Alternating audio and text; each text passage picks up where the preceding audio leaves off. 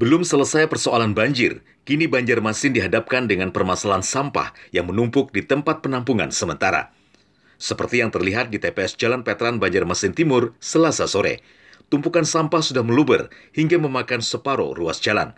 Akibatnya arus lalu lintas tersendat dan memunculkan kemacetan cukup panjang.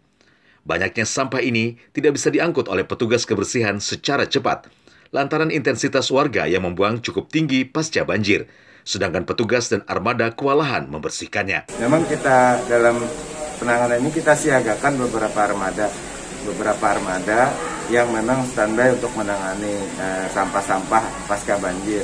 Tapi ya namanya juga sarana kapasitas kita terbatas, jadi memang penanganannya memang ya tidak bisa cepat, segera, maksimal. Kendati memiliki kendala, pihak DPRD meminta dinas terkait dapat mencari solusi dalam menangani persoalan membludaknya sampah di pinggir jalan. Kalau memang sampah ini katakanlah berlebih, ya tentunya harus ada hal-hal yang sifatnya ekstra atau sifatnya darurat.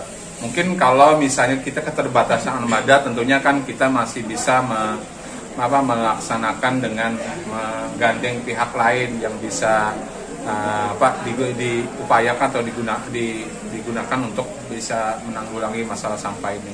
Jadi kalau misalnya angkutan, saya kira kan masih ada angkutan-angkutan yang ada di masyarakat yang bisa kita sewa. Sampah yang tertumpuk ini tidak hanya berasal dari limbah rumah tangga, tetapi juga non-rumah tangga, seperti lemari, kasur, dan lainnya.